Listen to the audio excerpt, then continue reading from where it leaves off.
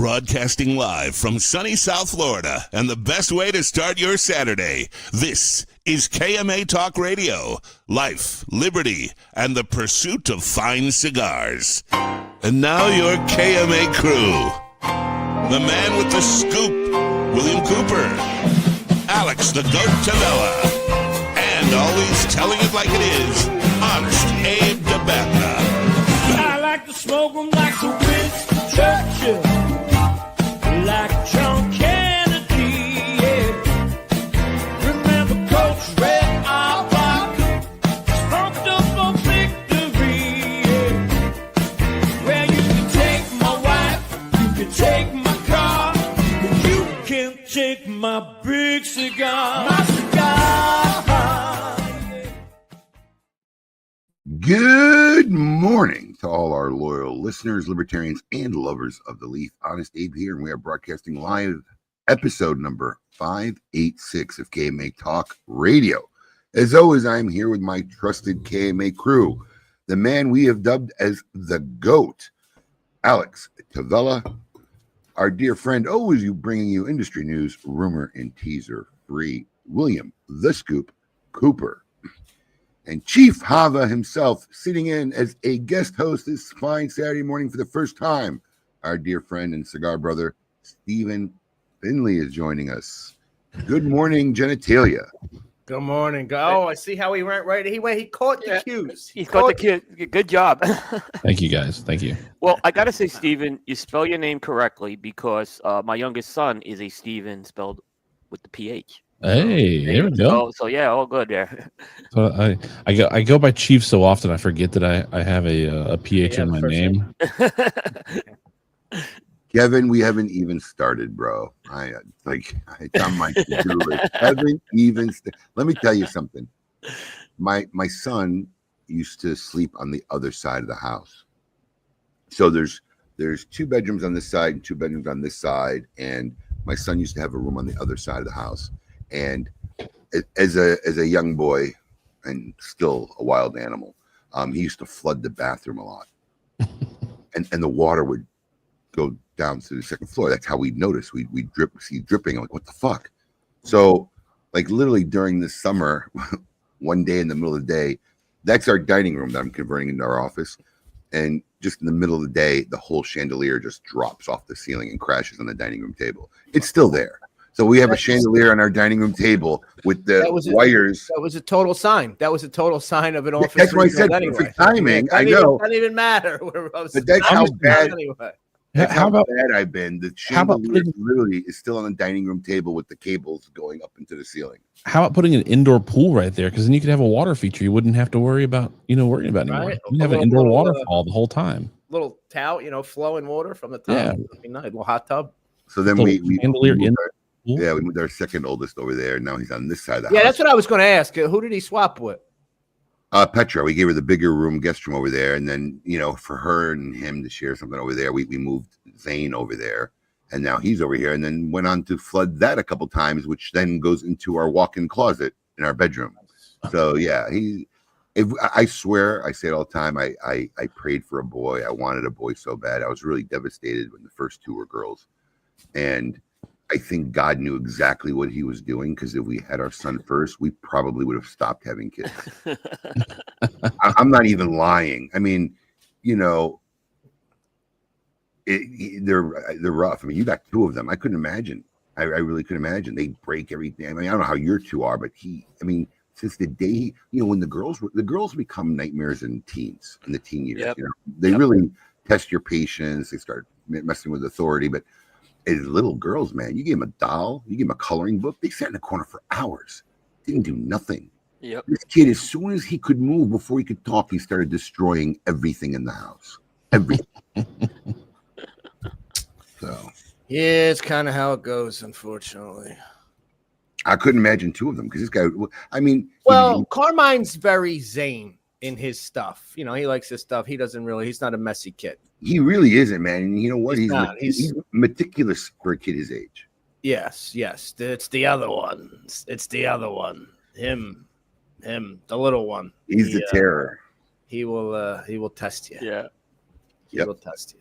That's the truth right there. They're actually heading out the door. He's Heading 100% on their right. way. He's 100% right. Boys are fun. Yeah, that's true. I mean, I had a girl and then 3 boys. Wow. And- So you got the Abe reverse. Yeah, and I'll just say this: I was called up to the school a lot more with the boys,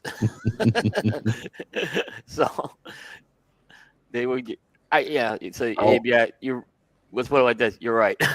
I still have I forget what they call him, but when they write a note about something he said in class, it was so fucking funny. He used a bad word, but it was so funny. Oh yeah, I still have it. I still have it. It's still over here. Yeah. Boys are. I still have Carmine's. You remember when he drew the Mona Lisa with a pair of balls?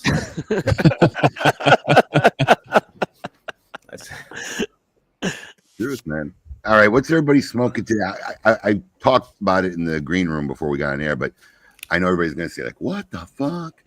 But I'm actually smoking this cigar for the first time. Oh yeah, we never got to that. Yeah. We're so everybody watching at home, share with us what you're lighting up for KMA today. But this is interesting because I've never smoked one. Everybody's gonna say, "How the fuck have you never smoked one?" That's right. It's because I let them sell. Our consumers get it.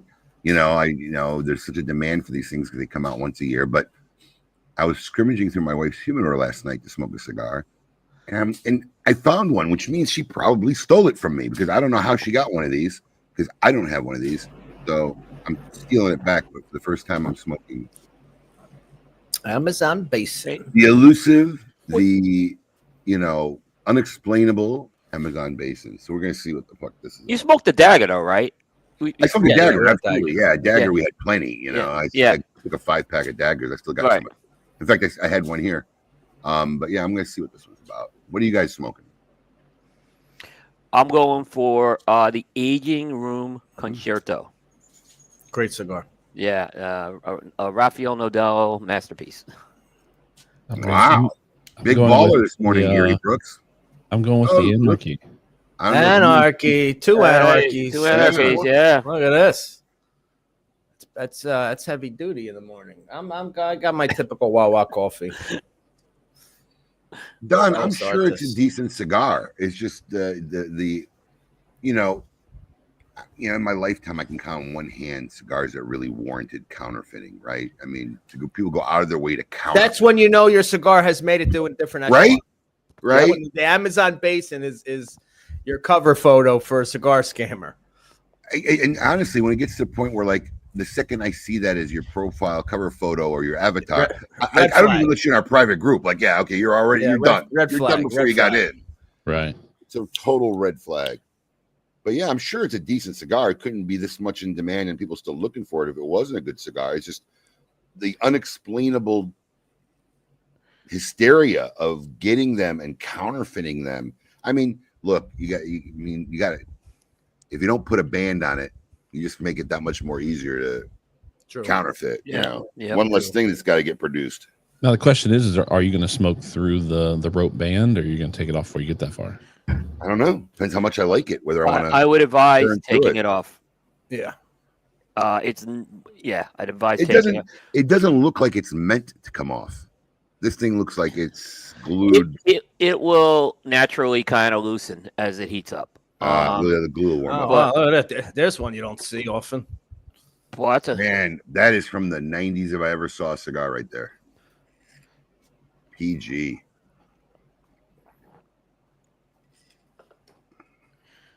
There's Pops. Pops There he is is. watching. Pops Yeah, is Yeah, watching. he was in here in studio with me for a little bit. He's getting some content done before I got over here. I decided to come over to the studio for the show because it's not South Florida hot, but it's close here. And we were yesterday was the 45th day in a row where we're in the mid 90s. And where are you?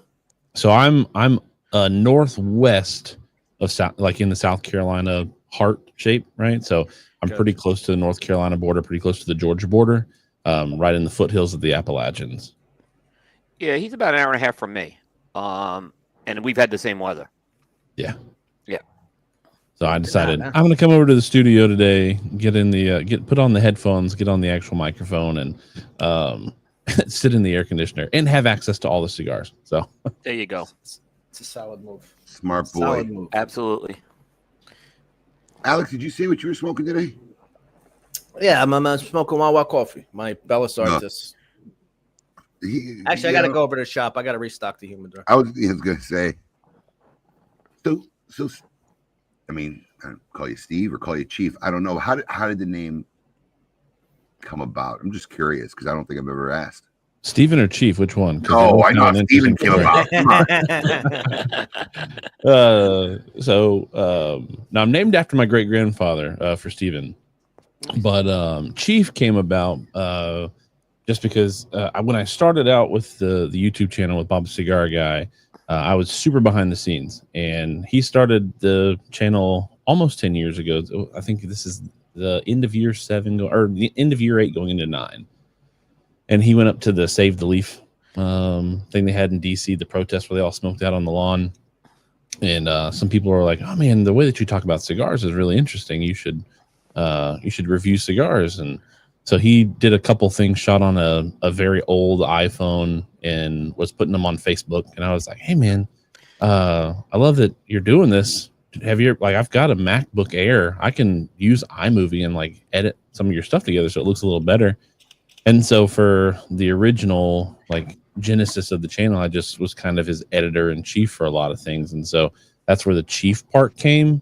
And then the chief part really stuck whenever we started to do the live show.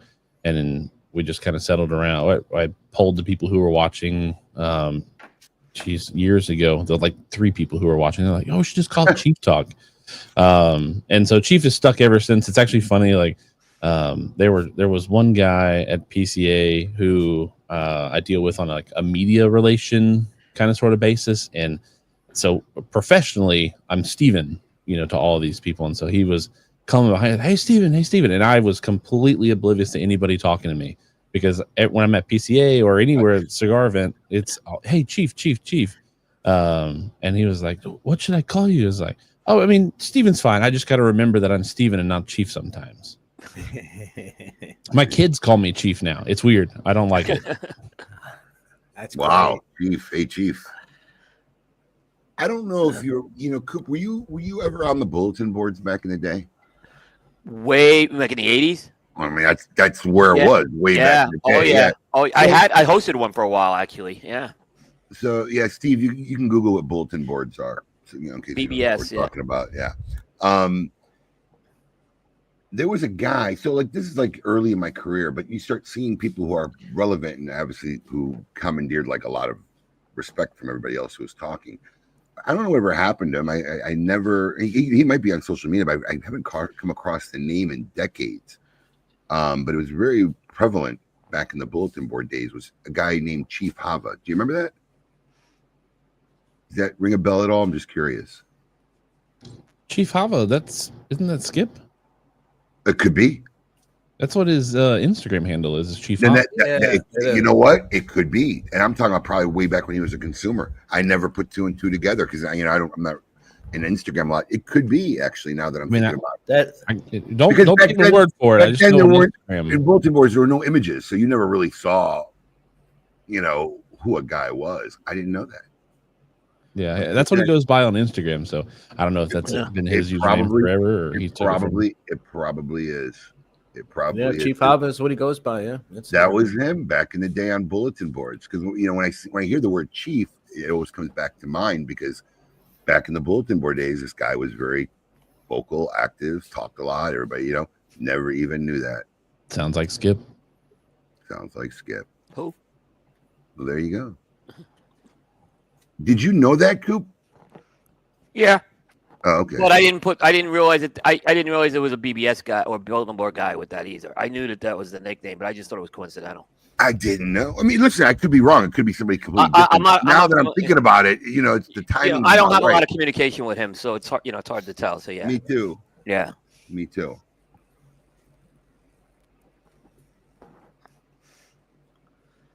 Anyway. Oh, yeah. In fact, Saka, I think, ran one of the biggest ones for the longest time, Cigar Nexus.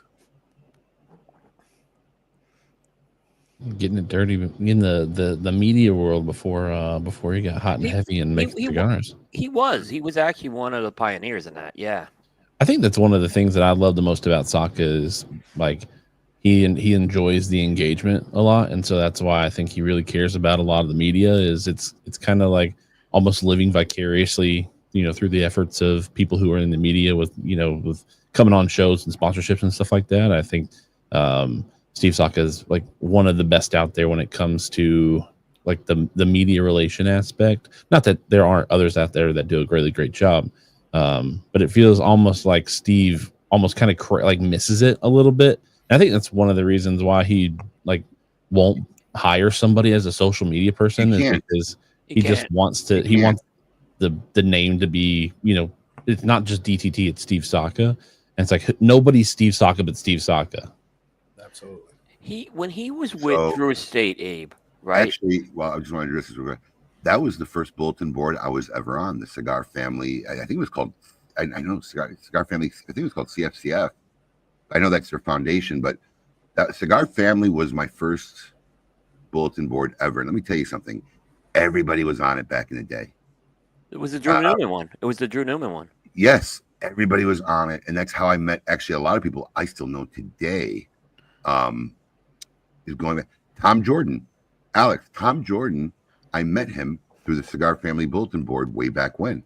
Really? Yeah, I mean, I met a lot of people way back when, but yeah, the Fuente and Jason Newman had this great bulletin board. I think it was probably one of the most popular ones. Everybody was on it. Oh, it was very popular. That was my first experience on bulletin boards. So you guys are like the cigar hipsters out there, like cool before it was cool. I mean, right? Different Instead of a smoking jacket, it's smoking skinny jeans. It was so complicated. Like if you wanted to post an image, you had to have this other website account where you could upload the images, and it would create the link. So then, when you're on the bulletin board, if you want to put a picture of something, you'd have to copy post a link. You post a link there, and then it would load the image. I mean, it was just so difficult compared to how we do things today. But yeah, man, that was where. Yeah, what was your internet handle, Abe? I think it was just Abe Dababneh back then. I mean, there was no Honest Abe yet. There was no KMA Talk. Honest Abe came out of KMA Talk Radio, so it wasn't even that name wasn't even present then. But yeah, I think it was just Honest Abe, Abe Dababneh. I think that's what I went to, or Abe D at the worst case scenario. But yeah, that's what I used to go by. But yeah, crazy times when you think about it.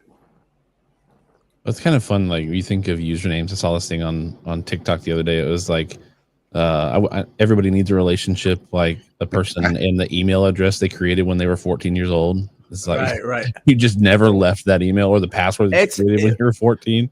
Right. It's like you create a really bad username 40 years ago and it's stuck with you this whole time. It's like, well, what's the genesis of this? And it's like, well, I was, Yeah. I didn't even see Carlito's comment when I made that thing, but yeah, I mean, Carlito, everybody was on it. Everybody was on Cigar Family. Other manufacturers, Pete Johnson was on it. Everybody was literally, it was an open platform for any company, any consumer, and it had to be the biggest. Then it moved to Twitter. Then it moved to Twitter for a while. I don't do Twitter. I never embraced Twitter. I call it the world's biggest bathroom wall. It's probably a younger generation. Steve, are you a Twitter guy? So I've tried to do the Twitter cigar scene, and it's not great. I do Twitter, but it's only for sports. Like I'm a big college football fan, and so recruiting is huge, especially now with the NIL stuff that's going on. And so all the talking heads that I try to fight, we're recruiting this guy or this guy got hurt or something like that. Like that's the only reason I have Twitter is for sports. I'm the same. Like I've tried. I just can't get into it. At this point, for me, Twitter is. I go to Twitter if I need a link for a fight that I'm unwilling to pay for. Right. Yeah, you can find a stream link on Twitter. I've seen so many UFC fights on TikTok Live or on Twitter. Yeah. I can't do Twitter. This was actually the first nickname anybody ever gave me, and that was courtesy of Jonathan Drew. Then I think Matt Booth gave me the next one, Big Delicious. Yeah, delicious. And I really don't know how Honest Abe came about. Somebody obviously made the comment during our early KMA days because I would just, I would say whatever I had to say, I'm not sure which co-host or maybe one of our listeners gave it to me, and that name just stuck.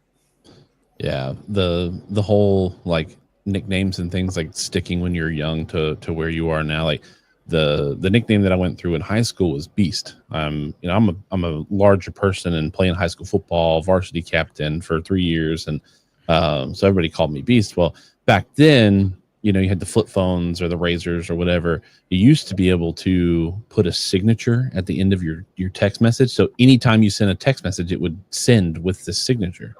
And so I don't know if I thought I had made up the word or had heard it just in passing or whatever. But instead of my tag being Beast, it was bestiality every time a text went off. And it was like for 6 hours because I texted my mom and she was like, "Why do you keep putting bestiality at every end of the text?" And I was like, "Oh, it's my signature. It's who I am. I'm bestiality. I'm bestiality up in here. I'm out on the football field. Bestiality." She was like, "Yeah, that means you have relations with animals." You keep using that word, but I do not think it means what you think it means. I don't think you think it means what you think it means.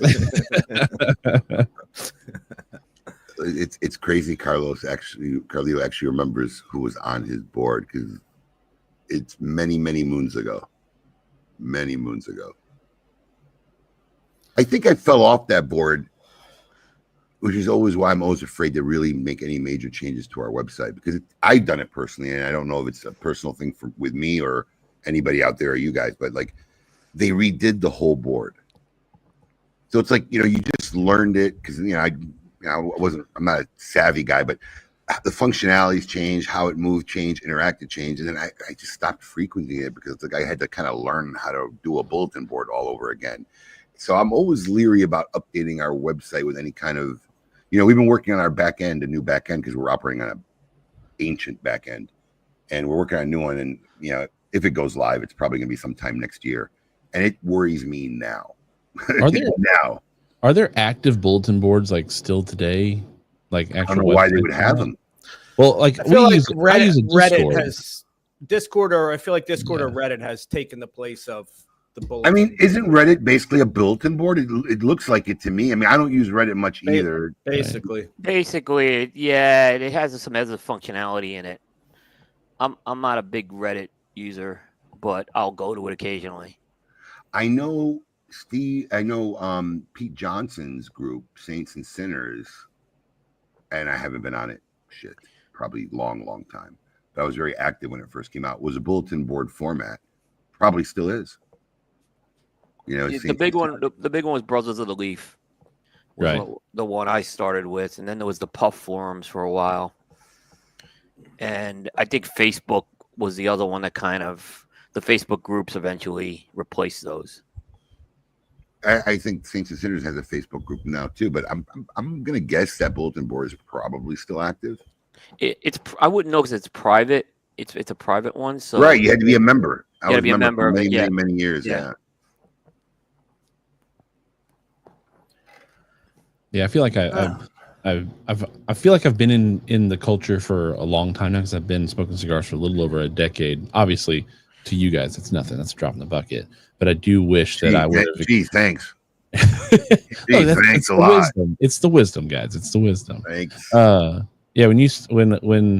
So I do miss like the fact that I missed out on, because I hear like with On Fawn from Drew Estate, like that's how he kind of got into all of it. Was through the Reddit, and that kind of got him really involved. My buddy Supremo Tobacco, who's actually commenting over on YouTube, he was big with the Reddit stuff as well. And so it's almost like, man, I really wish I had started, maybe 5 years earlier, because I feel like when I came in, that was kind of dying off. Facebook was doing the groups, you could do the stuff like that, and then it turned into, COVID came around, everybody started doing the chat rooms, and Discord's really done a really great number for groups outside of just gaming. So I kind of do miss a little bit of the struggle of chat rooms or billboards. This group was so big, that's the origin of the Drew Estate cigar they made, BOTL. Right. That group literally is the origin of that cigar. Which is a fantastic cigar, in my opinion. Did you Was your dad in the cigar culture? So, how old are you now? I'll be 34 next month. Okay. Was your dad in the cigar culture for a long time, or did you guys both kind of get into it at the same time? So I wouldn't say he was in the cigar culture in the sense of like hanging out. He'd smoked cigars ever since I was a little kid. But the cigars were kind of like a Father's Day or a birthday kind of sort of thing for him. We grew up really poor. And so it's funny. We talk about like the cigars that we would go to the mall and purchase for my dad for his birthday were like Rocky Patel Edges, or he started out big on Gurkha because he's a Marine.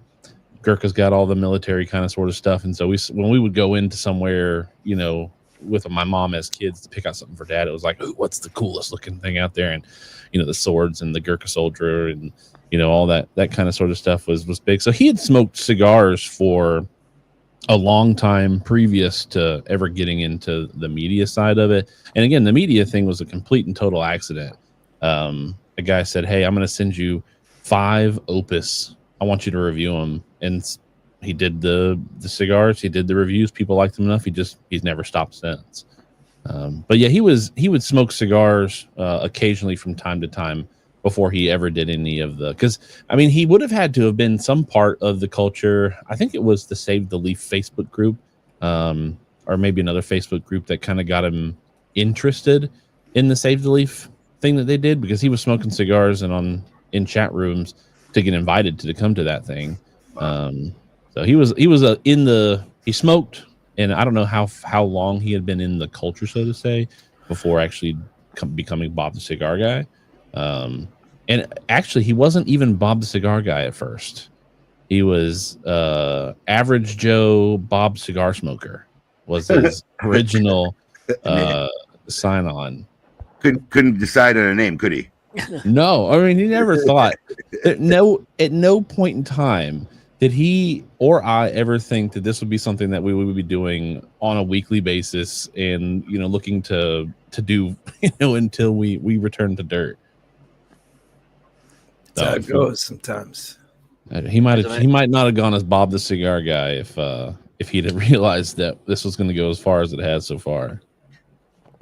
Do you often, like, because of the generational gaps, like, is there things like he'll drop knowledge on you that you had no clue of, or are you more up to speed of what's going on? Like, there are guys in my organization that really are kind of up to speed. You know, they read their own stuff, they know what's going on. You know, and there are guys who have no clue what's going on. They don't follow the industry. They enjoy cigars. They enjoy working in the shop, but they're not following it. Are you both on the same page, or is one of you? Yeah, more? For the most part, we're pretty. I mean, he knows more just because, like, I kind of make fun of him a little bit. I call him like he's got a little bit of the tism when it comes to some things. He like latches on like a dog with a hunk of meat. And so like he's got books that he's read about like the tobaccos and stuff like that. Like when you were talking before the show about bringing on the Amazon basin, like the only reason I know the word Braganca, which is the process of growing the tobacco in the middle of the trees or whatever for part of that cigar, is because he read it in a book. And it was they go in with boats every 3 years and they pull the tobacco out, you know, hands of virgins or whatever. Like, right. Yeah, he's been a fountain of knowledge just because he sucks in as much knowledge as he can. And I don't know where he puts it all, but it's back there and it's a lot. So he's still way more knowledgeable about, you know, tobacco and the craft of it than I am. But I feel like I'm pretty caught up. I never seen a post so big it covers the whole 2 guests on the bottom of the screen. Right. But congratulations, Carlito. I mean, listen, the Cigar Family Foundation and has done so much good. Yeah. Schools and housing and stuff over the decades I've been in this business. Yeah. He's got a lot to be proud of. He's done a lot. The whole company and the family and the foundation's done so much great work over the years. I got to go down there 3 years ago, and you know, it's just something moving. You know, it's real. It's not about cigars when you go there. You're not going there to smoke cigars, but it is just an amazing. And Carlito gave me a lot of the backstory of how that area was so dangerous, even in the Dominican Republic, and they had to, you know, they had to go in there. You know, it's helped that community a lot now. So. It's something it's something special to see down there. Hey Don, Hey, Don. I was gonna say, yeah, come. I'll give you. I'll Everybody, that's what you think. I'll put you to pick work your for a little cigar bit. shop wisely. That's all I'll say. Pick your cigar shop wisely because it ain't smoking if you're looking for a retired, relaxed gig. Listen, a lot of people ain't happy at smoking. Look, it just depends what you want. Not ain't happy if you're looking for a retired, relaxed gig. Right. You can hang out, smoke Not cigars, smoke and chill in. out all day. It's- It's not that. It's too much going You on. know, did you ever meet Michael Michael who? Wallstrom? Yeah, I know Michael, of course. Okay. I never worked with Michael, but I knew you knew Peter. I didn't know you met. No, I know Mike. Yeah. So Michael was like my first operations guy ever. You know, like I don't even know we had a title for it back then, but he was doing a lot. And you know, I hired him. And when I interviewed him, like, you know, he's a UCLA major. I said, well, what the fuck are you doing applying for here? But he majored theater history. He's like, nobody's hiring anything in theater history. So, you know, we hired him, and he actually, you know, worked for me about 8, 9, 10 years. And he shows up to work on his first day. And then, listen, this is back when I was still either 2 or only 3 shops. Yeah, you're working at like West Palm, right? It's West Palm. Yeah, West Palm is where I hired him. Old Palm is head. Yeah, the old one. So he shows up with a book. Shows up first day work with a book, and like by the end of the day, he's like, dude, like I thought like I was gonna be smoking cigars, reading, but welcome to smoking, buddy. It ain't right. It ain't. And unfortunately, with him, we didn't have employees that much. I mean, my whole company might have been 5 people, 4 people at the time. So, like, you know, we're doing everything. I'm ringing people up. He's ringing people up. We're putting product away. I'm getting online, and, you know, checking emails. So, yeah. So it depends on where you get a job. There are definitely a lot of cigar shops where you could basically do that. Absolutely. Get in the lounge, have a cigar with your patrons. Read a book, get up once every half hour or so. Ring somebody up, and sit back down. But yeah, but nobody does it like Smoke In. I mean, you guys are an international operation. I mean, it's you guys are like the Walmart of cigars. I mean, it's awesome. Well, listen, even at the lounge level, there's shit going on. There's no hangout time. Yeah, you know. So no, this is not the. Do you have guys come in and like on their day off and hang out, or no? We gotta. Oh, you mean employees? Yeah, right. Yeah. I mean, yeah. Alex used to come in every night. We'd all go home, and he'd come back at 9 o'clock at night. Listen. Oh, you couldn't smoke, so he would have before I moved into my house, I was living in an apartment. The whole property was smoke free. You had to smoke like outside the gate. Oh yeah, the whole property. Couldn't even smoke on my patio. I mean, Abe would know on like a Memorial Day or a holiday. We're closed. He knows he's going to get a text 7 a.m. I'm heading over to shop to have a cigar. so that when I open it, when he gets sees the alarm ding, he knows it's me coming in. Yeah. Yeah. No, that's one thing I will say. Most employees wind up spending time there one way or the other. I feel like come have a drink at the bar, hang out, have a cigar. You know, it's just especially since the bar has made people who work for us who probably wouldn't hang out in the lounge. That's a good barometer, though, for your work environment, your work culture, though, is if they want to come. Absolutely, absolutely. Because you know, listen, you know, most people ain't looking to spend more time at their job, even if they're just hanging out there. I mean, look, I get it, because when you work it and you're looking at the other side and you see everybody really enjoying themselves, having a good time, and you know, you get to dip your toe in that every now and then when you're working. You know, I'll walk out of the office to go to the bathroom, and our same like morning crew will be sit there, and I'll stop and I'll stand and I'll bullshit with them a little bit. You know, I got to get back to the grind. So, you know, I could totally see why you would, because you want to experience that from the other side of the counter. Unfortunately for me, or guys like me, that never happens anyway. Because no matter what, you end up working. Something happens. You see something. You get up. We don't get to shut it off. You know, even Alex, he be hanging out in West Palm. He's not even doesn't even work the store anymore. Just hanging out. He'll text me at 10:30 at night. Hey, you need to follow up on this. You know, they're doing this and this and this. You can't turn it off. I can't not see it. You can't not see it. You can't not see it, so and not do something about it when I see it. So we don't get that, and I really can't go to local shops So the only time I really get that is when I'm really traveling somewhere. Going somewhere, right? That's Right. And always it's a really small operation. I could sneak in, have a cigar, act like one of the guys in the lounge, and nobody knows who the fuck I am. And I miss those days. I mean, it's kind of nice to be nobody Right. and sitting somewhere. You know, even the trade shows. Trade shows were a lot of fun back in the days. And now it's hard because I mean, I literally used to be able to walk the floor. No one would even acknowledge my presence, say hi or nothing, you know. And you know, I didn't. I think it was like 5 or 6 years, maybe even more, before I even realized that these companies would take people out to dinner. You know, I'm buying my own dinners like at $8. You know, trying to save $2 where I can find a cheap dinner. And you know, these companies are taking people out. But yeah, now it's like everybody stops you, and it's hard to get work done, and then it's hard to say no, or you know, because everybody wants to try to sell you their product, which is their job. So I always respect that. They're there to get their brand in stores, and you know, you should never ever treat people like that rude, because that's what they're there for, and you got to respect that, you know. But it's just mentally and psychologically tiring to constantly kind of say, look, man, you know, we're not looking at new products right now, but you know, feel free to email us or whatever the thing is.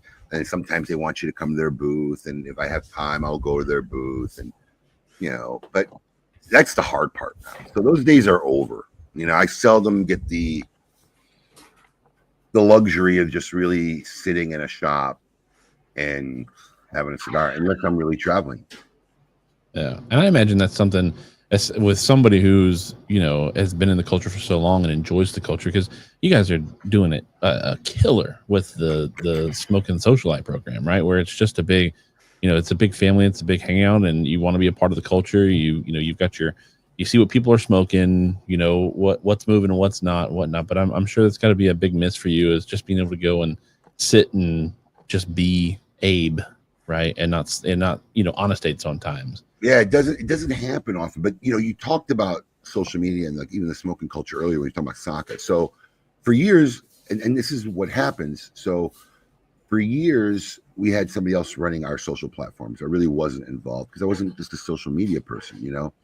And what happens is, and I think this is why guys like Carlito, even, who is all over social media, and Steve Saka and whatnot, is because of my job and how more complex and bigger my job became as the years go by. So for years, and I even think maybe, no, by the time Alex came, I was working in an office, but for many, many years, even the smoking we currently have now, that wasn't my office. Michael used to work out of the office. I always worked sitting on the floor. So I would sit somewhere on the floor. That's how we became friends.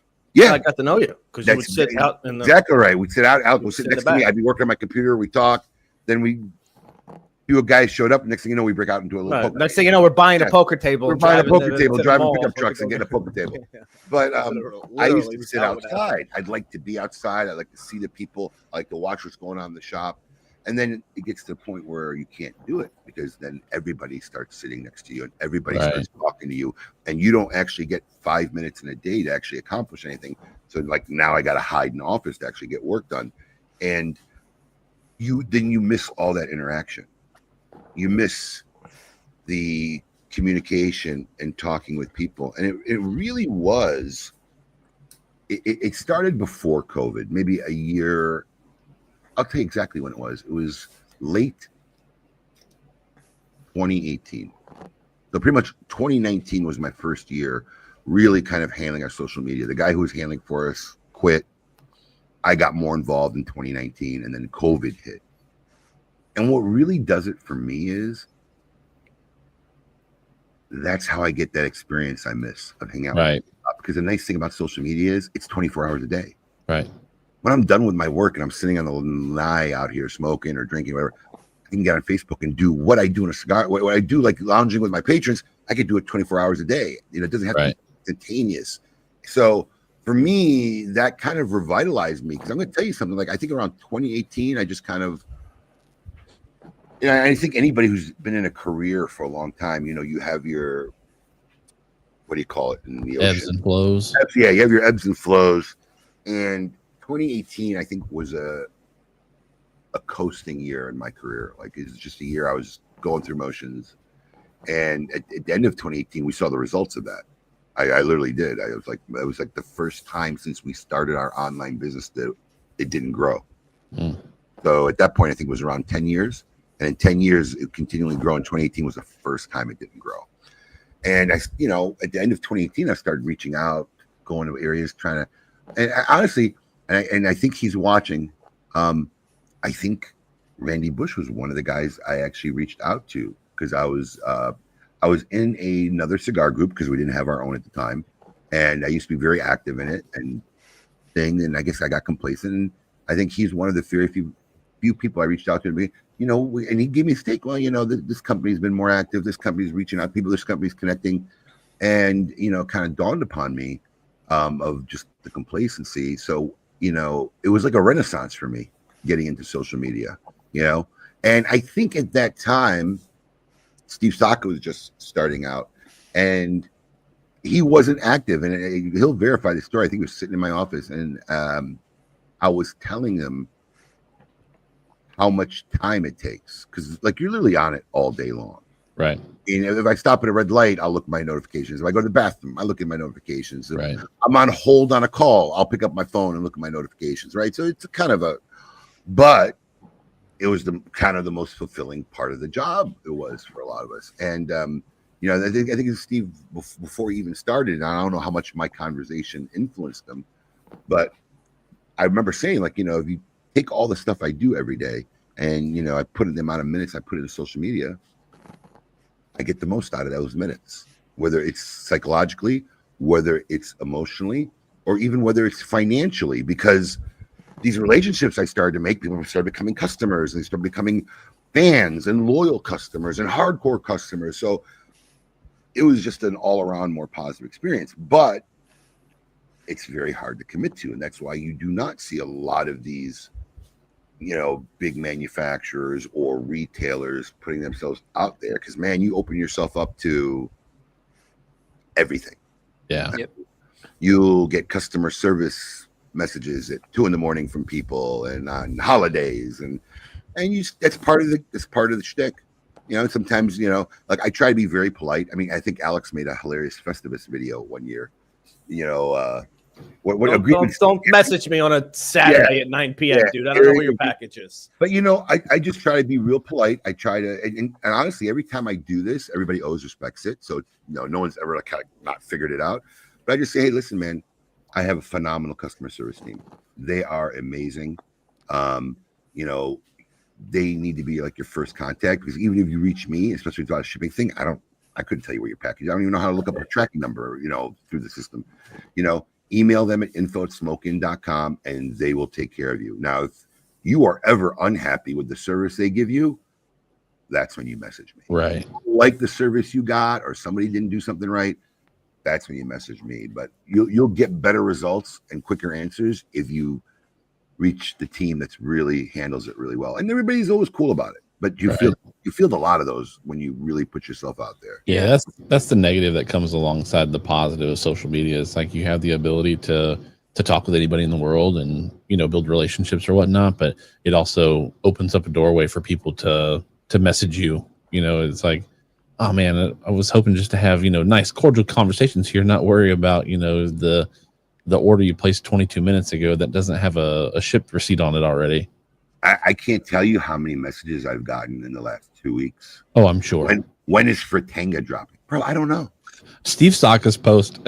The man is in Scotland on vacation, and he went off. I put that as a joke that maybe I should tell people to stop contacting you, but I probably caused that post. Do you think he gets a ton of? Do you think he gets a ton of these? I think he gets 1 or 2, and he goes. No. Really? No, listen to me. I bet he does because he's so active. I bet he does. No, I know he does. Because we get it. I get it. We get it. I get it. Really? Yeah, I know he does. Get it. He's got to get it because we get it. I mean, people don't realize how. Okay. I mean, look, Steve is one of these guys. I mean, look, there's these companies. The first time I've got messages about Fratanga. Like I know, right? I have no idea. I'm telling you, he's getting them for sure. There are these companies. There are these companies that like the first time I know anything they're doing, I'm reading about it on Cigar Coop or social media platform, because I haven't even heard about it. Steve's not that way, so he puts it out there. So if you're following him, you really know updates, because he's kind of constantly updating on shit, whether something got held up in customs, or there was a container with bullet holes in it that got rained on, or whatever it is. So if you're just not out there and you don't even want to look stuff up, and you're emailing me about when a manufacturer is going to have product. I mean, bro, I'm getting the same information that you're getting out there. I'm getting nothing different. He needs a help at dtt.com. So he needs to put that out there. Right. But on the same token, while I know 100% he's getting a bunch of DMs, that motherfucker knows exactly what he's doing when he makes a post like that. Oh, he does. Oh, he does. 100%. Rage bait is real. Oh yeah, he knows exactly what he's doing. Masterclass. Listen, Gary Brooks is half of the DMs to Steve Saka, by the way. I guarantee it. I'm sure he's up there. I made the mistake of giving Gary Brooks my personal cell. I'd be getting texts at 2 a.m. I love Gary so much. I'm fucking with you, Gary. I text him back. I text him at midnight too. Yeah, Gary's a good guy. No, Gary, the only guy I know has got a bigger head than I do. Holy shit! I saw a picture. He's always complaining about how hats don't fit. I don't know if my head got smaller when you lose weight. I don't think it works that way.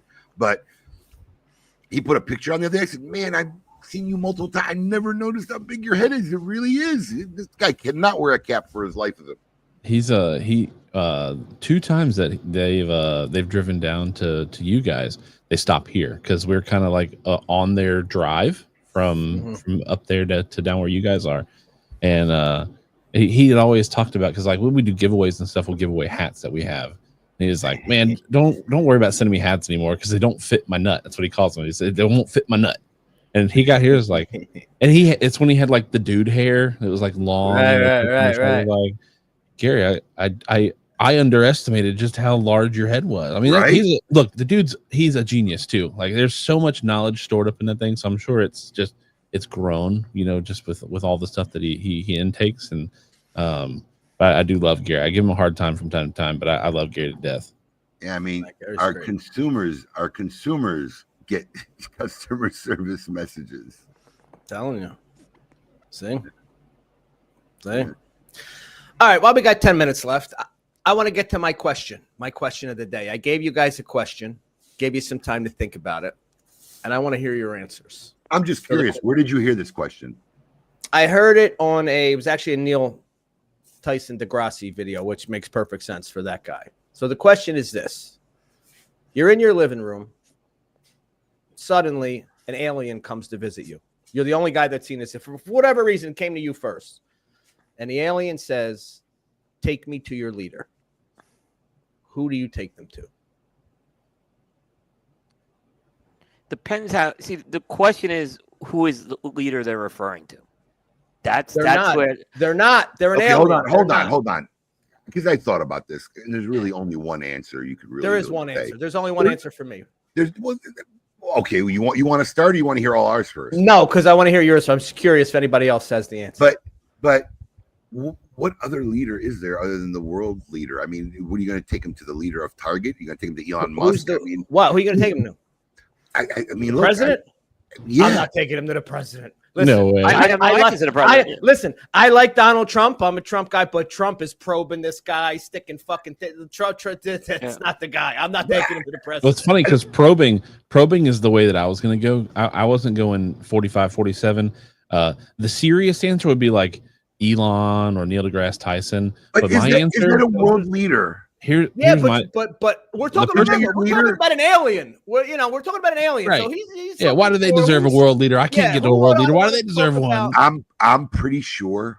I mean, maybe I'm overthinking it, but I'm pretty sure if they had the technology to make it to our planet, they fucking know what a president is. They don't. It's my hypothetical. They don't. They okay. So it's clueless. It's a clueless. They're not clueless. There's a civilization. They don't know who the leader is. They haven't been. They got here. Boom. He got here. Look, if aliens show up in my living room, I don't want them there. So I'm going to send them to the one person that's going to scare them off from ever coming back. I'm sending them to Diddy. I'm sending them right to Diddy. Speaking of probes, either they're gonna love hanging out with Diddy, or they're gonna hate it so much they never come back. All these guys are this way. Nope, not going back. Sorry, no intelligent life here. I mean, All right. So we got the world leader. We got some scientists. Cooper, what do you got? See, I was going to Trump. I was like, You okay, going to Trump? I'm going to Trump. I'm like, he's the leader of this. He's our leader in this country. I mean, I think if you're answering the question honestly, I mean, you don't know there's an invasion here. You're gonna want the military, knowledge. No of what's way. going on. No way. What do you think? He's gonna keep it? What do you think? He's gonna keep it secret? Listen, no, You're gonna no, start Tony I'm Robbins not. and No, social but media videos my with him? answer is hello. You found your guy. That's me. I'm Well, the that, leader. see, okay, that was the other way to look at this. The leader of your house. Best case scenario, I come out as satrap of planet Earth, and I got to pay the aliens some taxes in like gold and silver. No That's way, hilarious. I'm passing up this opportunity. And it's funny because it came round the best. St. Deb's thing. No way. There's no way. Trump doesn't have a good track record with aliens right now. Listen, I'm going to tell him, look, there's no scenario where I bring you to anybody that you're going to have the kind of outcome. It's going to be bad. Let me work. Let me be your ambassador. Let me work this for you. All I need is put some hologram in the sky. You have a 300-mile ship right outside of the soul. Just move it in a little bit and put a hologram of me up there, and then we'll be good. Everybody will listen. I am not passing this opportunity up. That'd be good business for Smoke In. I mean, don't get me wrong. Nobody wants Trump to be the first experience or anybody. No, I don't. No. But I just don't want to deal with it. I mean, you just think of it like in a realistic setting. I'm like, fuck. I'm calling the fucking FBI. Right, and I'm just calling the FBI. Have them in my deal with living it. room. You might want to meet him. Yeah. I'd bring some military units just in case. While not an alien, the series Messiah is a perfect example of what would happen if something or someone supernatural. Because they canceled it after one season. Oh, is it canceled? It's not coming back. That's why I didn't get into it. I fucking hate getting emotionally. Because that Messiah was really good, man. That's a shame. Messiah was essentially this guy. He came and he started doing he was doing he was stopping sandstorms. He was performing miracles. He got a following. It was literally like, if Jesus came back, this is what probably happened to him. He would have a CIA file. Department of Homeland Security would be on him. ICE would be like, it's a shame. I didn't know it got canceled after one season. I was waiting for another season. Messiah was it had a good premise. Yeah, I got when I see shows like that and they're one season in, I always look to see if they've been canceled before I commit to that first season. Marco Polo did me bad like that too. Right? John from Cincinnati was another one. Yeah. I like that show. I did too. HBO canceled it after one season. It was great, and it was getting good. It was one of those shows you had to invest the time, and I don't like a show you have to figure out, but this one I did like that you had to figure out. Al Bundy was great in that show. Joel, I watch an iPad every night before I go to bed. It usually takes me about 2 to 3 nights to actually finish an episode. I want to kick a Silo right now. Silo's great. I love Silo. I like Silo. Great. I know a series is good is when I can't wait for the next season. So I started. And you go get the book, yeah. I go get the books. I ended up watching the whole first season over again, Gary, and I'm in the middle or toward the end, last 3 of the first season. I forgot how good the first season was. First season was really, really good. So I'll probably finish it sometime middle of this week and the next week, and then I'll hit the next season. Have you watched Severance, Abe? Yes, up to date. Oh yeah, you got me on that. That was one of your recommendations. That's right. That was definitely Foundation's there. We're 4 episodes in. You're almost. I'm not watching Foundation. I know. I'm waiting until they're all in, and then I hate that Apple does. You know what? I understand why they do it. Netflix ruined it for everybody. They started that shit. Problem is, Apple doesn't have that much content. If they ain't, because listen, I would have burned through Foundation, Silo. I burned through Severance. I burned through. There's nothing else for me on Apple. That's what I watch. I watch Foundation. I watch Severance. I watch Silo. Bad Monkey. No. You should watch Bad Monkey. I like Shrinking. Shrinking's pretty good. Shrinking, I was going to watch. That's funny. It's like Harrison Ford is in that, and that's the funniest I've ever seen Harrison Ford in my life. Bad Monkey with I love that actor. What's his name? Fuck. Who's the actor from Bad Monkey from Wedding Crashers? The big guy from Chicago. Vince Vaughn. Vince Vaughn. Bad Monkey is Vince Vaughn. Very, very good series. I'll have to check that out. Oh, I did see. I didn't see it, but I saw this is on there. This must be a new reality show I don't know about. Leaky Blinders. Leaky Blinders. I know of Peaky Blinders. We call that fat Really? thumb Fat thumbs. complex. Trying to get ready for this break here. I have 2 of those. I don't know if Raphael's watching or not, but I messaged you last week, buddy. Let's get a new commercial. We need a new commercial. They got so much new stuff coming up. They do have a lot of new stuff. They do. Yeah, they got a lot of new stuff coming up.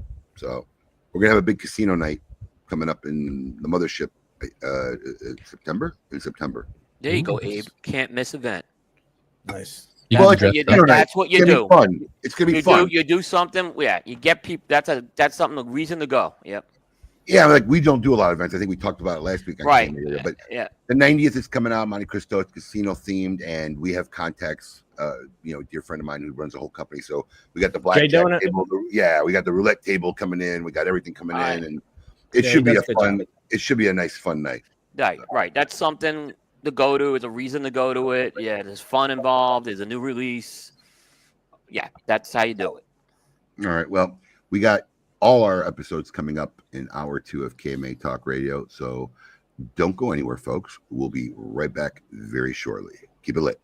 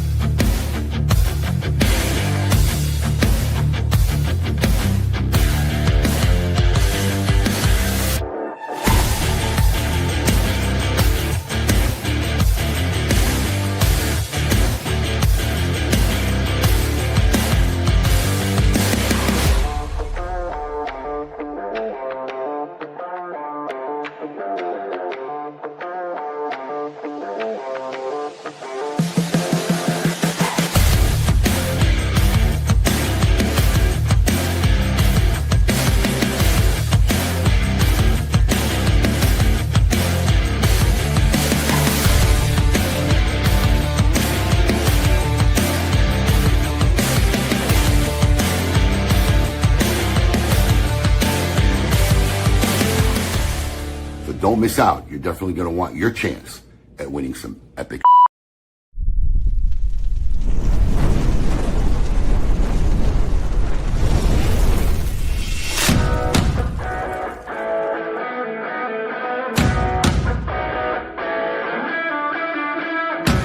Honest Abe here with the GOAT to tell you about Smokin's Cigar of the Month Club. Alex, tell our fans out there why our club is the best darn club out there. Absolutely. I'll tell you why. Because every month I personally handpick 5 premium cigars. No filler, no fluff, no fugazis. These are all premium handmade name brands that you can find in any brick and mortar store in your area. All delivered to your door for $34.95. And our average monthly retail value since the inception of our club has been almost $57. Another great feature of our Cigar a Month Club, Alex, tell them about the ease of our Cigar of the Month Club.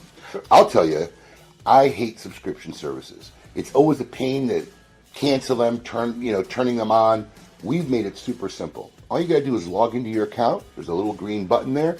If it's green, you're active. You want to take a break, going out of town, simply hit the button and you'll deactivate your membership. Want to turn it back on? The exact same easy process. You can turn it right back on. We've made it that easy for you. Another great feature is our Double Down Club. Alex, tell them about the Double Down Club. We had so many of our members reach out to us who really enjoyed our selections every month. They wanted to know there was a way they can get 2. And we've made that very simple. With a simple check mark, you can get double this great selections every month and save $10. Does our club have perks? Of course it have perks. You want to tell them about the perks? As a member of our club, every month there's a special discount code where if you like any of the selections, we will offer them to you, so you want to come and get some more, you can get them at a special discounted rate for our Cigar of the Month Club members. And finally, expedited shipping. Tell them how fast we get the stuff out, Alex. We get the stuff out on the 28th of every month. Our membership bills on the 28th, and we get every member's package out on the 28th if it's a shipping day. 5 great reasons on what makes Smokin' Cigar of the Month Club the best club out there. Check it out. Peace. Hey, I really appreciate you doing the video with me. Thanks. Oh, yeah, you're welcome. I mean, you didn't let me get a word in, but whatever. What? Yeah, that was great. It's perfect.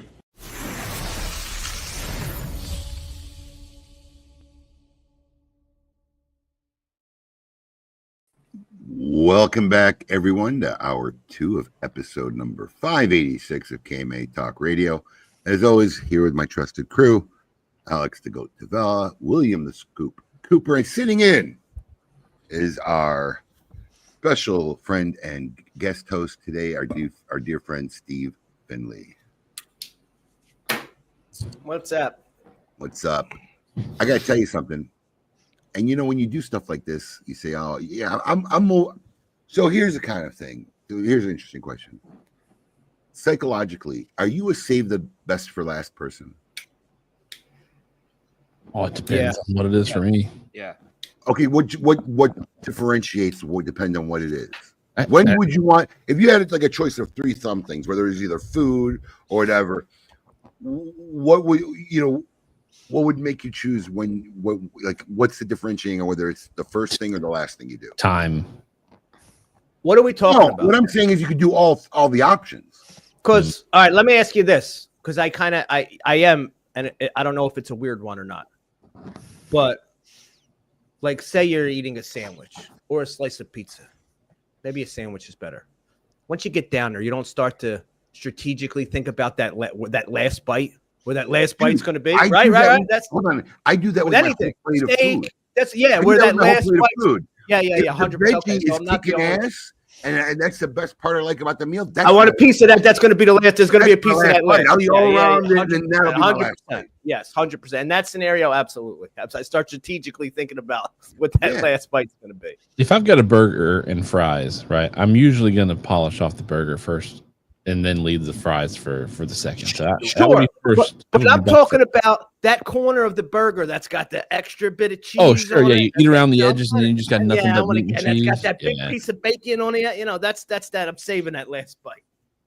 So, as a younger man and child, I always ate every fry before I would start my burger. Really? Yeah. I mean, as an adult, I realize how odd that is. But yeah, so somewhere in my youth, I read, because I read about this, and can't remember where I read about it, but what sublimation is. Does anybody know what sublimating is? No. Okay. If my memory serves me correctly, because I'm pulling on a definition of probably 25 years ago, but if not more. But when I read this, I understood that I do this all the time. And it's kind of like that saving the best for last mentality.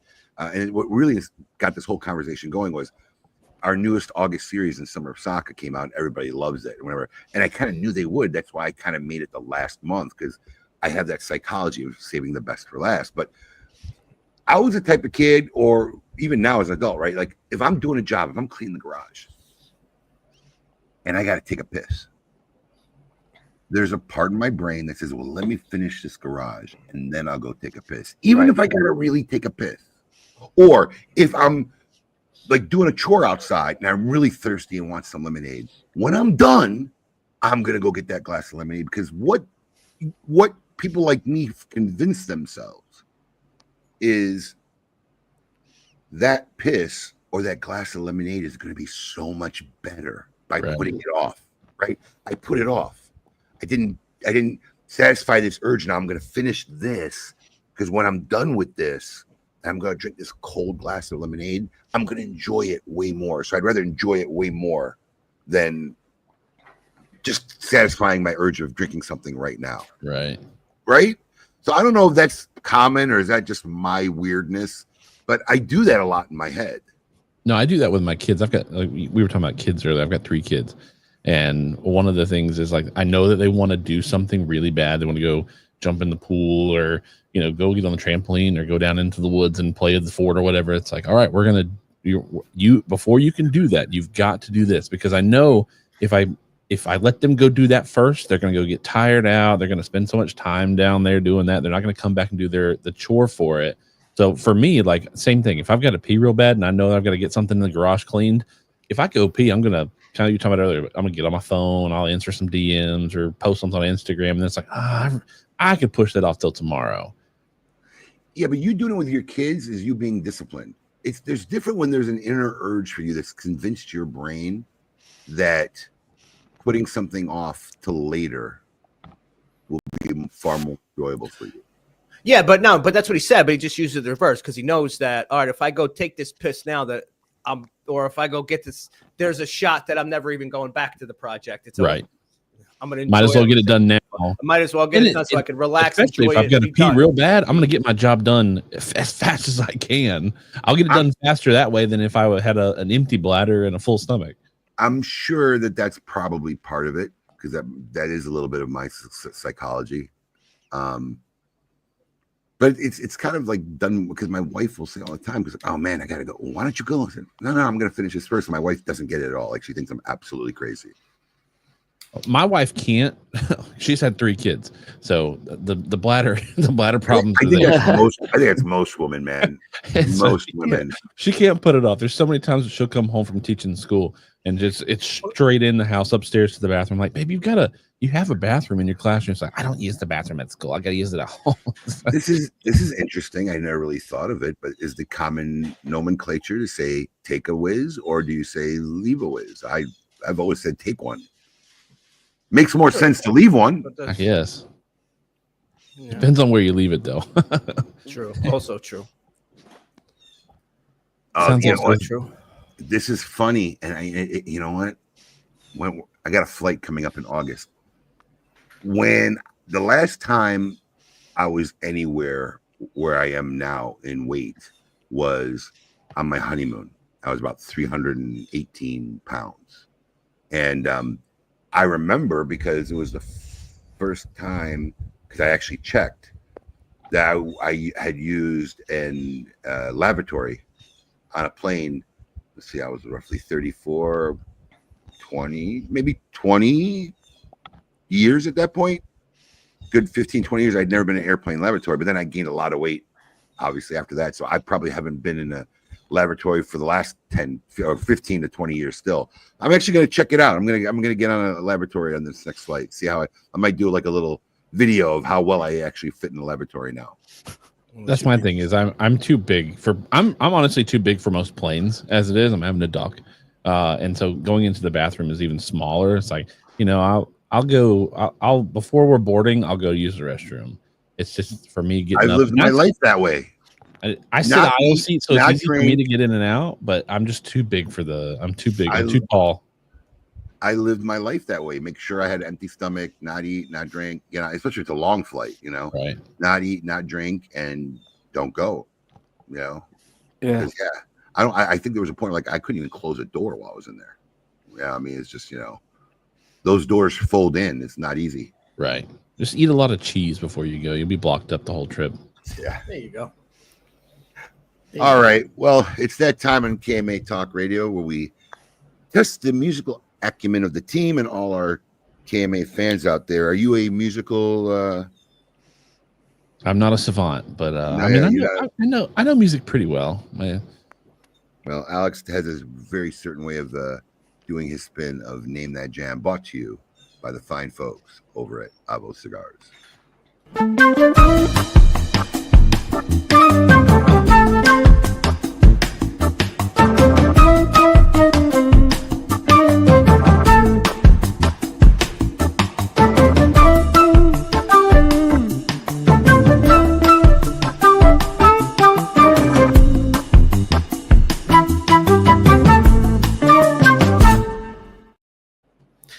Alrighty, so this week I am going with On This Day in Music. So, August 2nd, On This Day in Music. Let's start it off. Question number 1. August 2nd, 1962. Oh. Robert Allen Zimmerman legally became this artist. 1962. Robert Allen Zimmerman legally became. Come on, Cooper. I thought you would have had this one.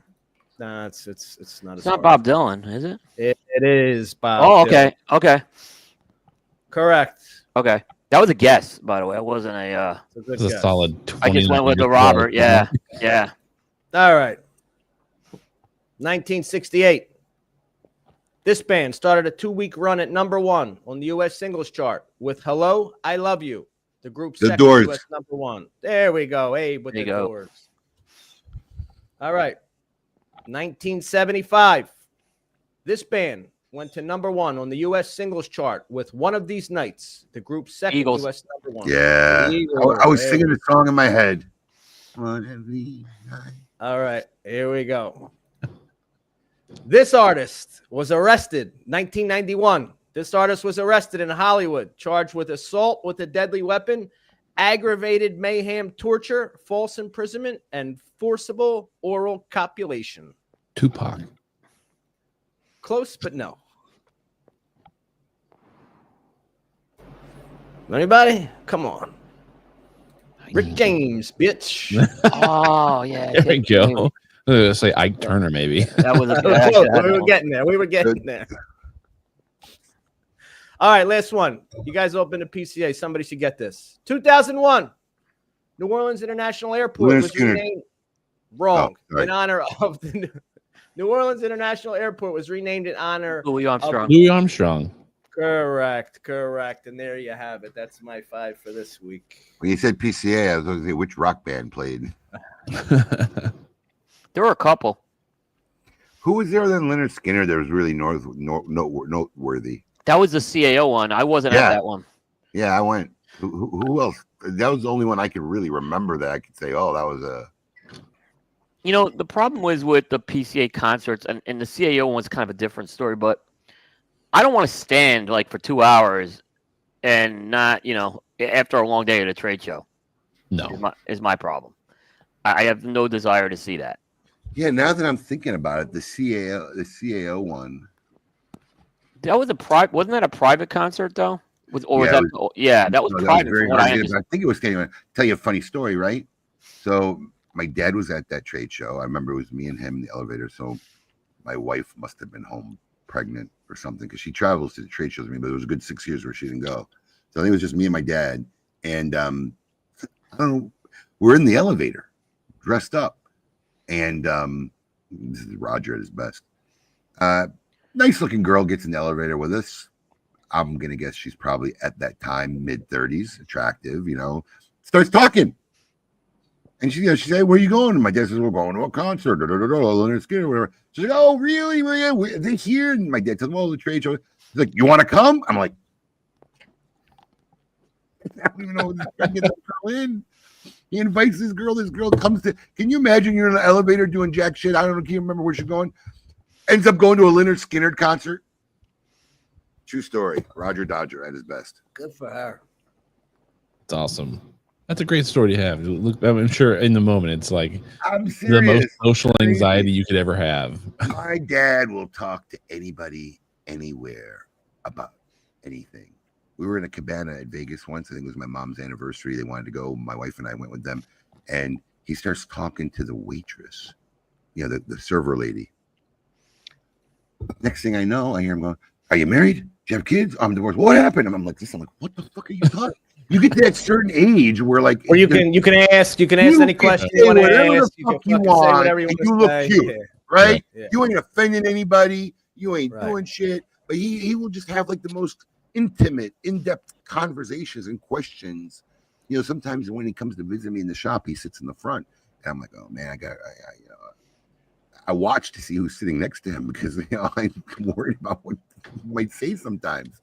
He just has these conversations with him. Crazy. Good old Roger. I'm sure I'll be getting text soon. Yeah, we keep a baseball message trail. We keep a Phillies. Roger roots for my Phillies. I think we did better than two guys last night did well for us, obviously. Unexpected, yeah. I think not like the Yankee guys who those Yankee guys completely lost them the game last night. Absolutely. Yeah, I love to see. I love to see that too. It was a beautiful thing. Before we hit the break, we were talking about streaming, how we like the batch streaming now instead of the week-to-week thing. So I'll tell you what I do miss because I don't watch any network television at all. I don't have any local. TV. We don't either. We got rid of it a few years ago. No one in the whole family misses it. I think when the Super Bowl comes out or something like the Oscars or something that my kids want to see, like New Year's Eve, I'll buy a subscription for a month and then cancel it. So the one thing that I do miss from network television, right? Because I'm like Alex, I love the fact when you can binge a whole series because I hate waiting week to week, and shit's just fresher in your brain when I didn't have a week's worth of garbage in my brain from the last time I watched that last episode, Right. But I really miss from network television the fact that everything had a season. So you always knew that the next season started at spring or whenever it started. So no matter what, it wasn't like, well, when's the next season coming out? It might be a year, it might be 3 years, it might be 2.5 years, it might be 4 years. I mean, that's the really annoying part about modern day series. Yeah. There's no schedule, there's no real seasons. And we grew up on 25, 28 episodes a season for a show. 30. September to March, and then it went like September to May. Right? They extended it. I remember they extended it out to May. So they dragged it out. 30 episodes. I mean, and like now it's like 6, 8. Yeah, you're lucky if you get 8, 10, 10, 12. 12. It's a fucking novel, right? It's a Bible at 12. So yeah, I think that's the part I miss of network television. This just it's really short, what I call them half seasons, and the amount of time in between seasons is just ridiculous. That's what it is. Especially if you catch a show late, like when I caught Silo, it was like, it's 2 seasons. And then it's like, then you got a decade. Around, it'll be.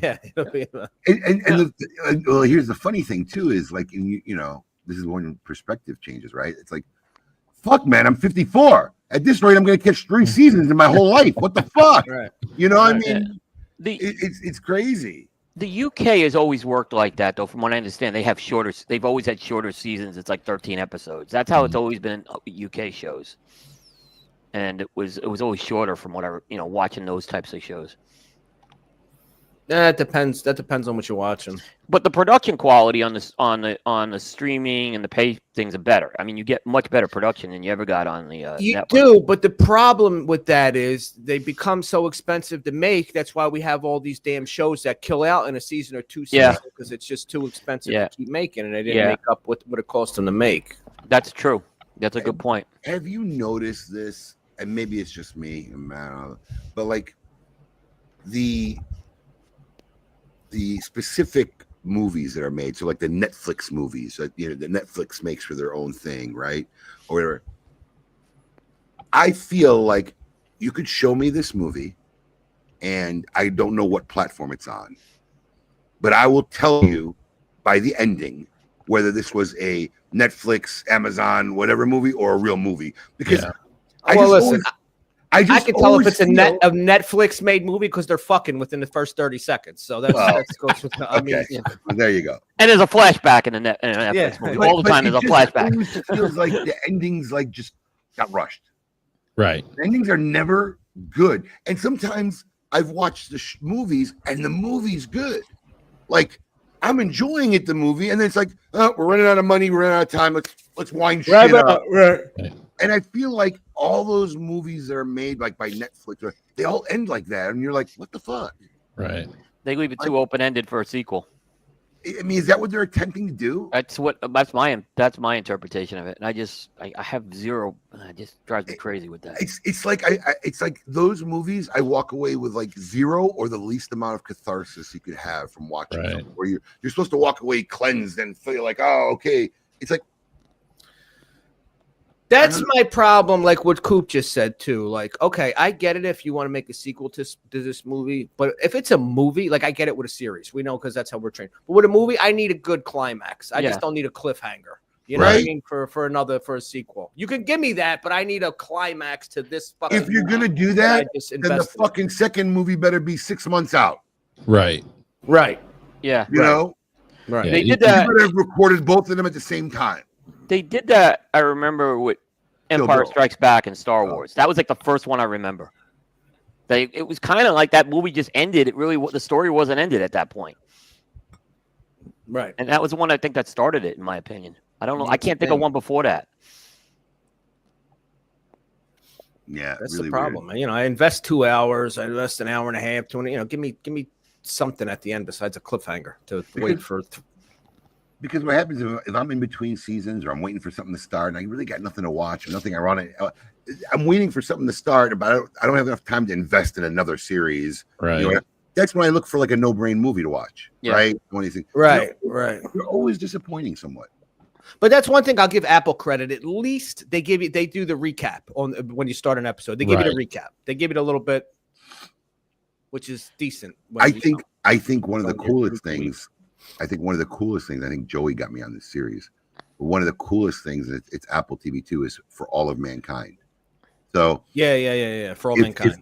If you watch this series, it's pretty wild. So it's an alternate universe. It's kind of like the Man in the High Castle or what it was. It's an alternate universe, America, where Russia is the first. Russia won the space race, right? They won the space race and all this things going on. But the seasons jump decades, like a decade. I think a season in between season, a whole decade happens. And what they did in between seasons, which I thought was genius, it really is. They have 5 to 6 1-minute breaking news episodes of everything that happened in between that season and the next season. So you kind of know what happened in the decade before the next season started. It's kind of cool. It's kind of cool. Unlike Foundation, where suddenly you're 10,000 years later, and you just gotta recognize that it's 10,000 years later. I imagine trying to follow that in a book. That was the first.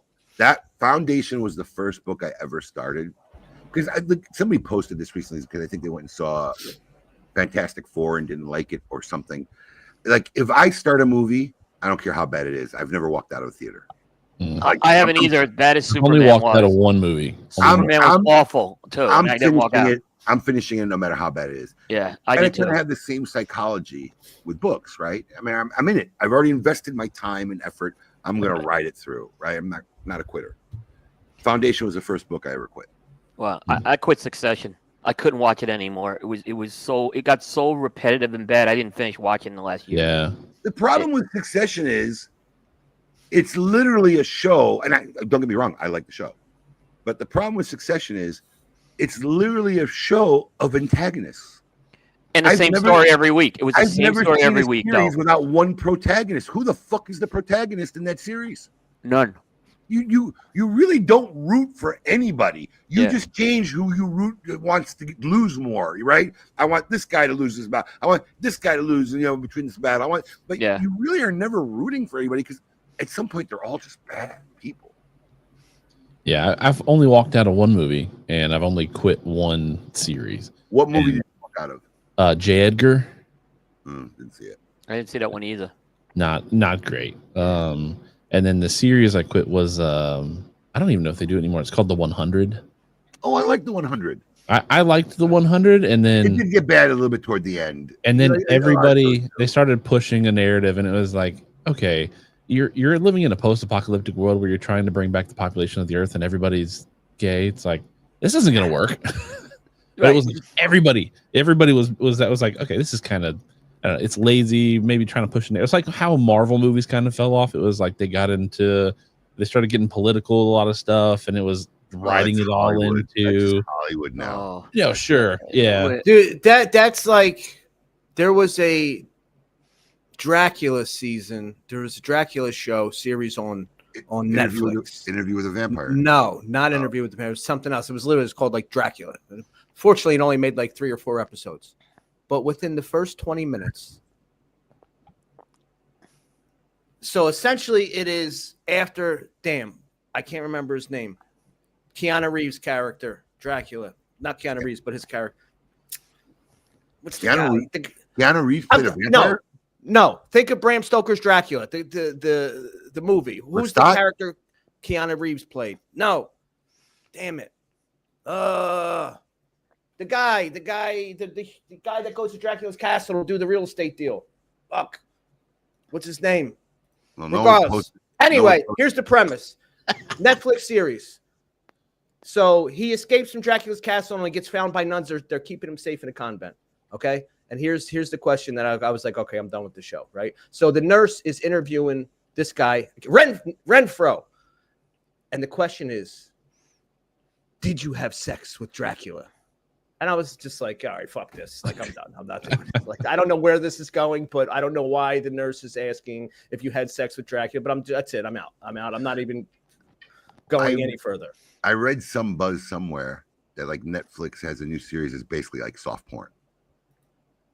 I mean, they were all talking about it. I don't even know what it was, but there's like a new series, like it's like sex throughout the whole thing. You know, I gotta say, and that's one place where I gotta give Apple credit. You know, that's not like, I don't even think they have nudity on Apple TV. I can't say I haven't come across it yet. Yeah, no, man, it's very like, and listen, not that whatever, I don't mind or mind, but like, listen, Netflix, like with 30 seconds in, you're getting some fucking. That's just how Netflix goes. That's how it goes. I like The Strain too, but that's another one that just kind of got, I think, either weird or got canceled real quick. But that wasn't bad. Jonathan Harker, thank you, Marshall. Jonathan Harker. That was Keanu Reeves and Bram Stoker. Yeah, it was Joel's comment. He walked out of the Fantastic Four movie. It's funny. Somebody, I saw it recently. Oh, Danny Briggs saw it. He said it was really, really good. What's that? I've never seen a more divisive commentary, and I've seen neither one yet. But I've heard people, Fantastic Four. Some people said they loved it. A lot of people said they hated it. I've heard both sides. And Superman. I've heard both sides. Have you? I haven't heard anybody. So I've heard both stories. I've read people that said it was amazing and whatever. I think it comes down to like where you. Then I heard a lot of criticism. So I don't know. So when it gets to that, then I don't run to the theaters. I'm just going to wait and see it when it's free on TV. But I heard the acting. One of the most sound reviews I saw was they said the new Superman as an actor is legit. Oh, it was awful. It was awful. That he movie. said him as an actor was legit, but he said the premise and the writing and the storyline was awful throughout the whole thing. Awful. I mean, and I've liked all the Superman incarnations. This one was just terrible. I don't know how you mess up all the Superman. How many have there been? I can only know 2. Well, I'm talking about all the Christopher Reeve movies, The Man of Steel. I go back to George Reeves. And look, I was a George Reeves guy, but I loved the Christopher Reeves series, which was very different. But this one was like, it was painful to watch this. And people are telling me it was like very true to the comic in a lot of ways. I'm like, I don't know. This just didn't feel like Superman to me. Were you a big Superman comic fan, Coop? Not a comic fan, but I was a fan of like the series and stuff. That's what I've heard a lot about Superman and Fantastic Four. Is those movies are more true to comic books than anything. And the thing is there's not a lot of people doing comic books anymore, and so they've gotten used to the Superman that we've had, for the past 10, 15 years or whatever. And it's like, oh, it's Henry Cavill, super jacked dude. You just want to, everybody wants to be him. And then they bring in this kind of squirrely looking guy. He's got the hair and the little swirl on his head or whatnot. And the same thing with Fantastic Four is like, the premise of Fantastic Four follows the comic book stories. Yeah, See, this was Danny's argument. It No. followed the comic By the book way, story. Alan's wrong on that. Yeah, Alan's way wrong. Alan's way wrong as usual. Way wrong. I've heard more negative reviews than Well, positive. that's There were some people who did interesting. like it. I'm not gonna say that, but no, it was not good. I mean, they messed up the Jimmy Olsen character, even turning him into like a womanizer. Come on. Listen, Marshall Scott, I get that, and it's true, but I think we as society and as fans, we've evolved beyond those days, right? I mean, we want more than just a silly comic book story. At least I do. I think, yeah. I mean, my favorite Batman is Christian Bale. My favorite Joker is Keith Ledger. I mean, I do. Well, that's the thing, and I think the Dark Knight kind of changed that Right. comic book genre, because look, they were. I mean, look, I love Jack Nicholson Joker, but that's Me too. comic booky. That's Mad, right? stylized, right. Well, even though it may not be true to the comic book story, it's more of a stylized comic feel. Dark Knight kind of changed that for us. because here's my own personal psychology, right?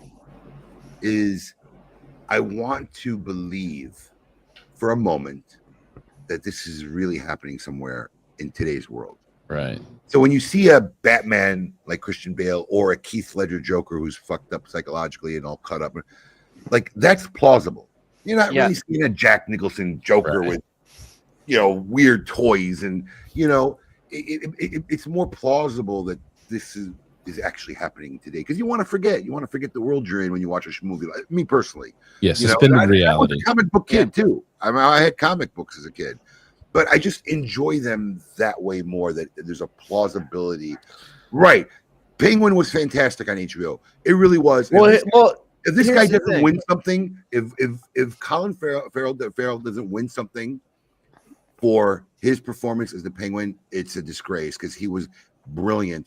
But it wasn't like I'm a little goggle penguin walking. Like, it was like a gangster mobster realistic. Like, this is a real penguin. Here's the thing, and I think, and maybe I don't know about you, Abe, but I don't think kids are into Superman and Batman like we were. They're in SpongeBob. No, they're not. Yeah, they're not into I don't think it's like, I'm not saying not at all, but I don't think it's like it was. So you kind of have, those Marvel movies, they're successful because of adult crowds going to see those. That they're not, the age of the people that are still interested in these movies are getting older. They're not, they're for our age. It's not kids aren't watching Superman, Batman, and into unfortunately comic books like they used to be.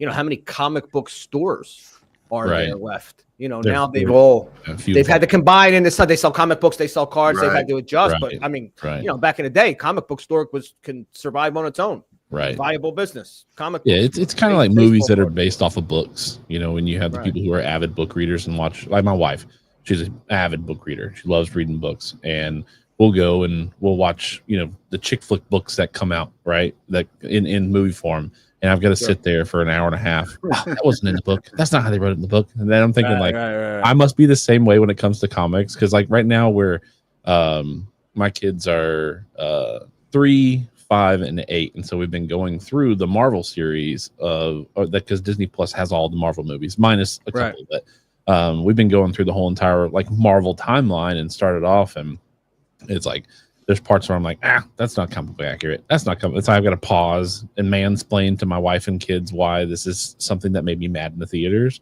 But it's the same thing with like my most favorite chick flick in the whole entire world is Safe Haven. I don't know if you guys have ever watched that. Julianne Hough, Celebrity Crush. Great movie, great storyline. But the book or the movie and the book there's so many things that are just not in the book, or they put in the movie, or they switched her hair color, or they switched this house or something, and she's that's not in the book. It's like, it's a movie, it's not a book. But you got to cater, like you're catering to an audience, and so you either cater to like what Abe was saying, the more realistic style approach, or you cater to the comic book approach where There's a little more suspended reality of this guy kind of, he fits like Superman again, kind of coming into is like, it is a very comic book accurate script and storyline with protagonists and antagonists and whatnot, but it just doesn't do well on screen because you've got to have more. Like when you read a whole series of comic books, it's like 40 hours of content, and now you're putting it into a at max 2-hour movie. Right, you miss so much story, or you've got to say, okay, we're gonna do 6 movies, like Avengers did. Like they did the Avengers storyline through 5 movies, and they're all 2 hours apiece. And it's like you wouldn't want to sit down and watch 10 hours of Avenger in a row, but you'll break it up into 2-hour pieces. I don't want the comic book experience when I'm watching a movie. It didn't, I don't want it. Superman wasn't a good movie either. That was the other thing. It just wasn't a good movie. I heard the writing was atrocious. Almost everybody I talked to did not like the story. I can go on how I didn't like what they did, but I just didn't think it was a good story. Yeah, but I stuck it out to the end. Rarely do I go to the theaters too. So, no. Speaking of sticking out to the end, how's our news this week, Coop? It's a little light. Well, we got a few things. All right. Well, we're late in the show, so perfect timing. Yep. Let's find out what's going on this week in our industry with the Scoop. With Coop. Hey, yo, what's my theme music? The Scoop with Coop. Breaking industry news. Hear it first on KMA Talk Radio and cigar-coop.com.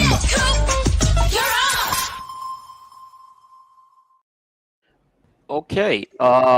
Starting things off, there was a death in the cigar industry last weekend. Heinrich Williger, Mr. Williger, as I've kind of referred to him, passed away at the age of 95. Now, we might not think of Williger as a powerhouse in the U.S. as far as a brand goes, but in the European market, they're a powerhouse. And this guy actually started working for his family company in 1950. He became like the leader of the company in 1966. And he was working, from what I understand, right until the end. He was at a trade show a few years ago. I had a chance to meet him. So he has passed away. The interesting thing is it was a family-run company in a lot of ways, but they do have a board of directors, and they've actually appointed their vice chairman to now head up as chairman. His name is Yovo Grundler. So he's an outsider. It's the first time a non-Williger, I believe, is running the company right now. There is a daughter and a grandson who's on the board, but it's a change there. So that's a like I said, in the European market, huge loss there for sure, because they're a powerhouse in Europe. Hands down, the best $1.50 cigar I ever smoked. Those little flat export A's. They're good. Yeah. They're good. Yeah. They're good. We couldn't keep them in stock. They just sit in my register. They come in a box, a little cardboard box. The whole box was like this big, 25 cigars. Yep. Little box pressed, no cap, machine made $1.50 smokes that were awesome. And that's where that's their bread and butter is the machine market for sure. And they have some premiums that we've seen. I don't think the premiums ever took off in the United States. They really never did. They export A's. I think there was one point you couldn't keep them in stock anywhere. No, they were good. I remember I got a little case of them at a trade show years ago, and I'm like, these are good. I'm like, yeah, they're really good. They're really good. Yeah, they're one of the better machine made cigars I've ever had. Yeah. Yep. What else you got, Coop? All right. We have, of course, it wouldn't be a story news week without a STG release. So this is a CAO release. It's called CAO Arcana Series Stoke.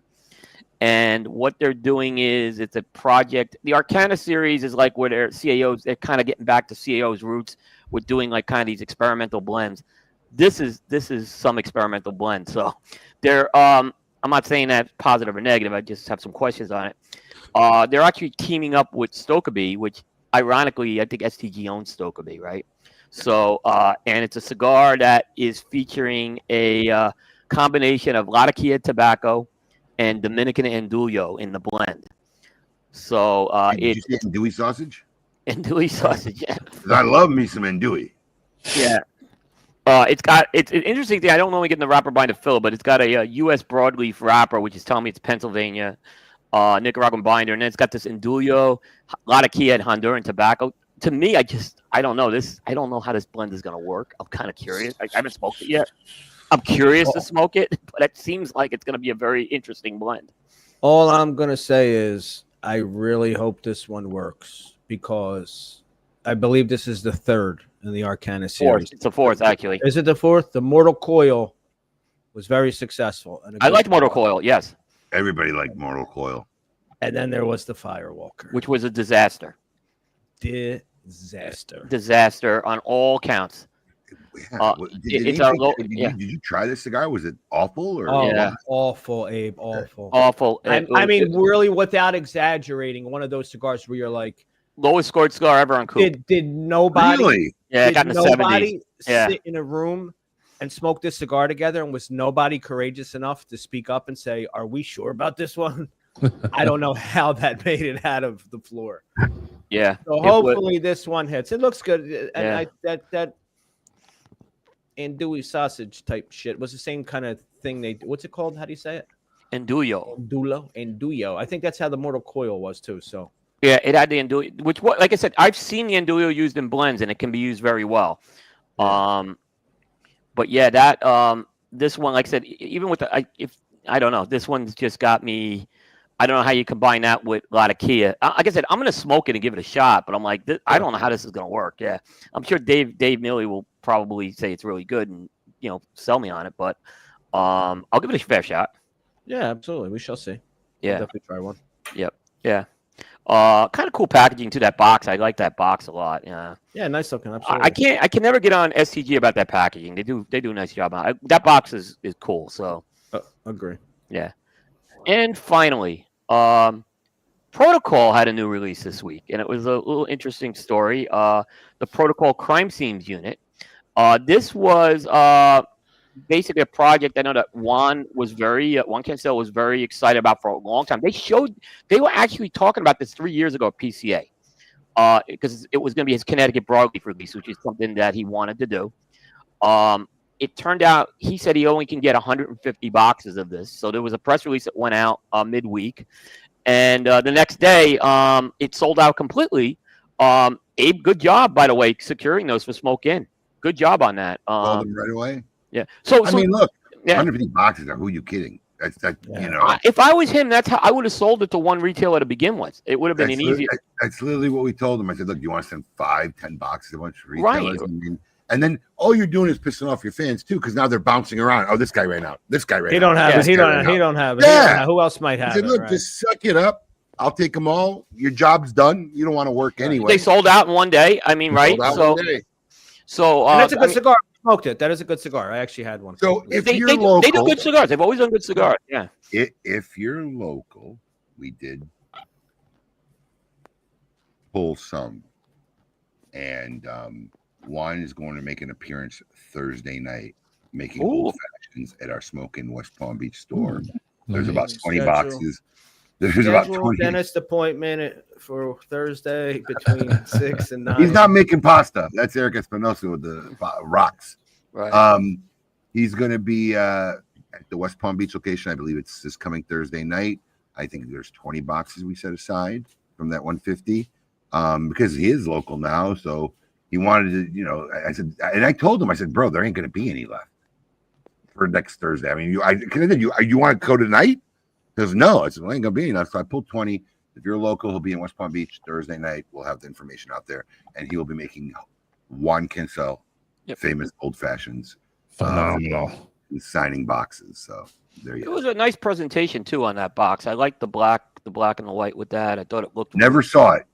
Boxes. He delivered the boxes himself to the warehouse, and I know. I mean, because they had just come into the warehouse from the warehouse the day before, and then they were on sale. So I mean, I said that's how I would have done it with a 150 box release. He's saying it may be done, but who knows, right? I mean, I don't think there's any reason he can't bring it back, right? What, the cigar? Yeah.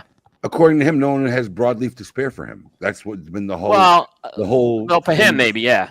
Yeah, for him. Things talk. I mean, obviously, everything. Money will talk with that. I'm sure. So, well, at least for now, we're not going to see it anymore. According to him. Yep. But you know what? I'm happy for him. It's nice when you work on something for a long time. He was talking about this. It was very successful. So 2022. I was going through my PCA recaps, and this cigar was mentioned in 2022.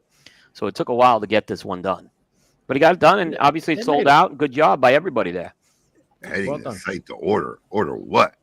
Yeah, That's gone like the wind, Ollie. Yeah. We'll see you in West Palm if you want to. Yeah, fly down. West Palm. Like Christopher Cross, man. That's a yeah. He's going to What? That's it for this week. All right. For Light more week. Information and always up-to-date news. Visit our friend's site at cigar-coop.com. Stay up to date. Always teaser and rumor free.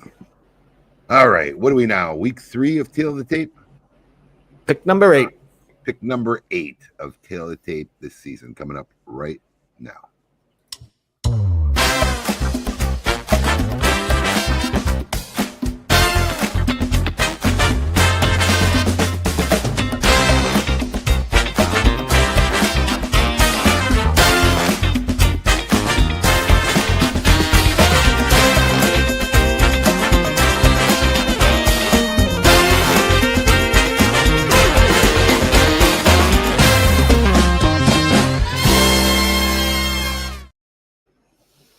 Alrighty.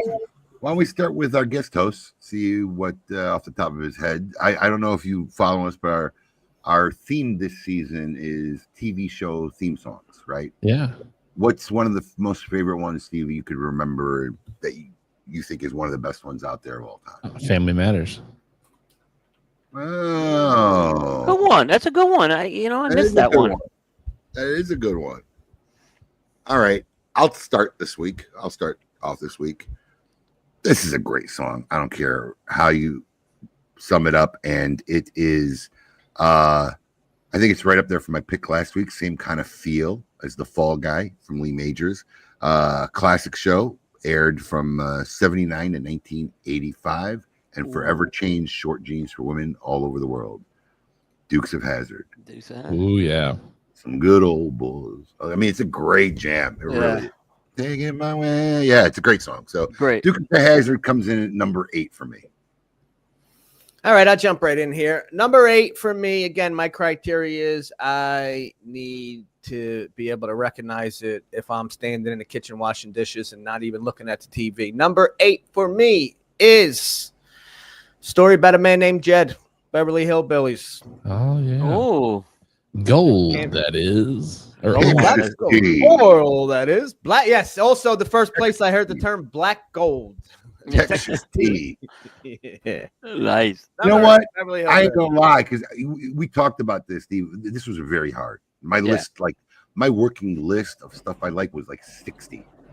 So we all kind of had to make stipulations. Mine is I didn't, which took a lot of songs out for me, like Game of Thrones, Dallas. It couldn't be just a musical song. Right. It had to be a lyrical song. So that cut a lot of it. And I'm shocked because I don't think I remember the Beverly Hillbillies. I don't think that. I missed that one too. But totally worthy. Yeah, absolutely. What you got, Coop? All right, my theme song actually went to number 1 on the Billboard charts, but you may say it's a little low, and there's a reason why I have it lower. It's the Miami Vice theme. So I love the Miami Vice theme, but they edited it too much on the TV show. And if you hear the full version of that song, that's where you get the full impact of how great that theme is. But unfortunately, they cut it out. Or who was that? Jan Hammer, his name was. Jan Hammer, okay. Jan, who actually I think did the Axel Foley song as well. Oh, is that what I'm confusing it? Yeah. Okay. Yeah. So, like I said, I think they kind of chopped it a little too much for the theme, but nonetheless, it's still a great theme, and it's still worthy of a top 10 in my book. It's funny because I just came across social media the other day why it was one of the best shows ever. And it was a scene where it was Phil Collins' Edge of Night, and they're driving. I can't remember who drove a sports car, but Tubbs was in the passenger seat. Crockett was driving. They're loading up their guns and stuff. And, classic Phil Collins song, right? And because I think Miami Vice came out right after MTV blew up. Yes. It was like 84, 85, I think it was. That like incorporated music videos. Like I remember big hits. Glenn Fry, Smuggler Blues was in Miami Vice. There was a lot of pop number 1 songs or whatever that was incorporated into the show and scenes of the show. And I think that's what made it really just resonate. It was like nothing on TV at the time that was doing that. And that first episode was so good of Miami Vice. I mean, that if you didn't get hooked on that first episode, yeah, like I said, it was a great first episode. I remember. That was definitely on my list, but it got cut because there were no lyrics. I remember because I was really young and I got all excited because they had the little scenes of Little Havana there, and there was a girl in a bikini and her titties were bouncing. It was like I got to watch a titty bounce like every beginning of the show. Right. Like, little shit excited you when you were 8, 9, 10 years old, right? Absolutely. But I still remember it, and the little titty would bounce across the screen. I'm like, I'd be looking for it at the beginning of every show. Yeah. By the way, Jan Hammer didn't do Axel F. It was Harold Faltermeyer who did it. Oh. So correction on that. Well, that's this week's picks. Are coming in at number 8. Tune in when we come back next week and we see what our number 7 picks for the week is. How we doing with Would You Rather? We have a question this week?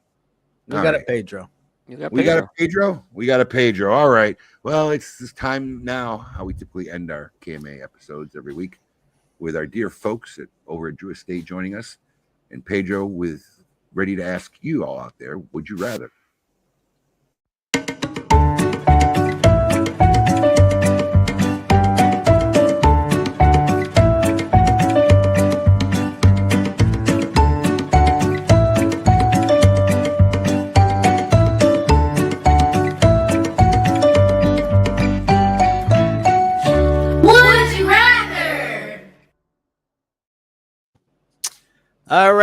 Alrighty.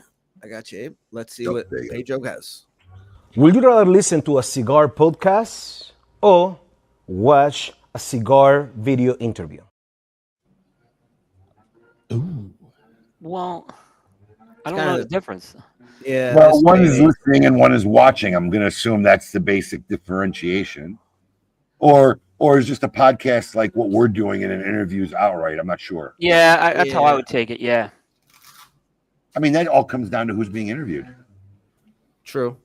Yeah. I mean, if it's the first way, I'd always rather watch something than just hear something. Now, yes. Well, there's times when you're in your car or whatever, and you got to listen to something. But if I had a choice, I would. I don't know if I said it to you, but I know I said it to Gary Brooks and some fucking. They just started doing outside fucking. I don't know if you guys are picking up all the. A little bit, sorry. But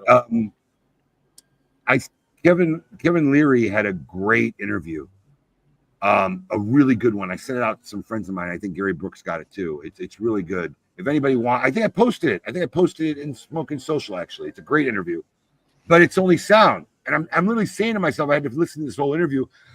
I wish I could see their face, because there's times where he was talking about working with Steve Jobs. There's times we're talking about his mother, and it's like there's pauses because he's either getting emotional or whatever. I was missing it. So if I had a choice, I would always watch something, And if it's whether to listen to a show like this or an interview, that really for me comes down to who's being interviewed. If I'm really interested, I'd rather watch the interview.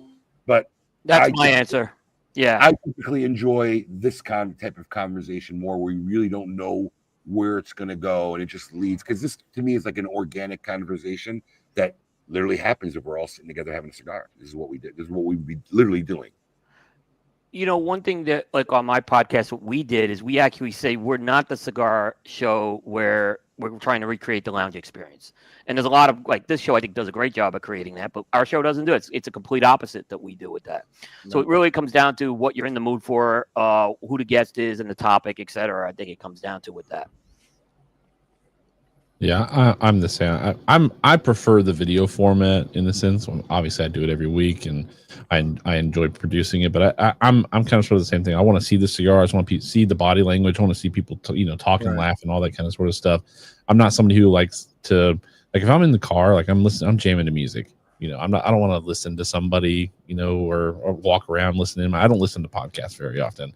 And any podcast that maybe I do listen to has a video form, so more vodcast than a right, pod, so to say. But yeah, I'm much more. I'd rather watch it instead of listening to it. I agree. Alex? No, I agree. No, same thing. I mean, if the question is a choice between a visual and an audio podcast, definitely I'd rather. There's just cues, like you said, the non, guy's pausing, he's getting emotional. You get more attached to it if you're seeing it. It's like podcast is like listening to porn. Yeah. Right.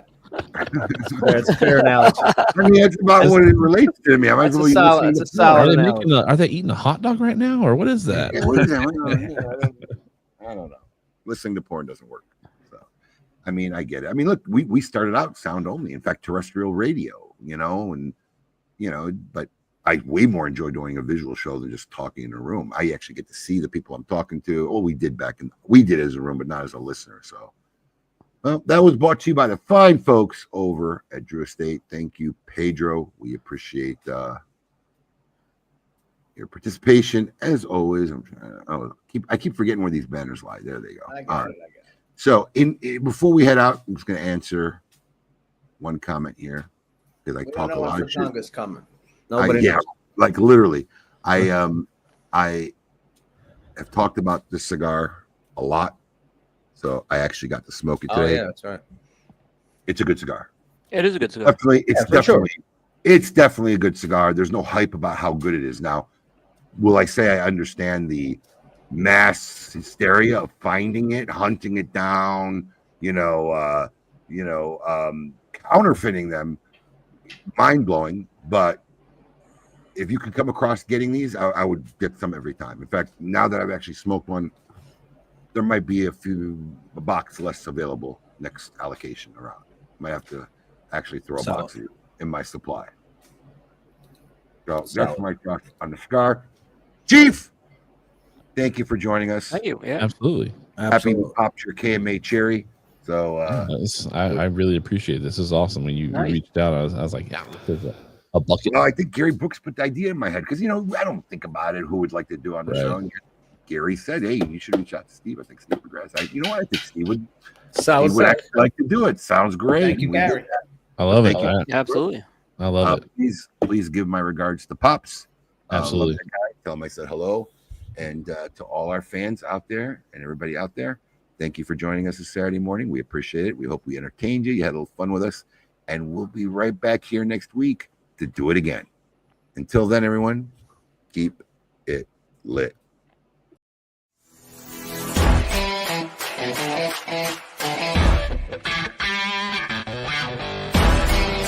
Thank you.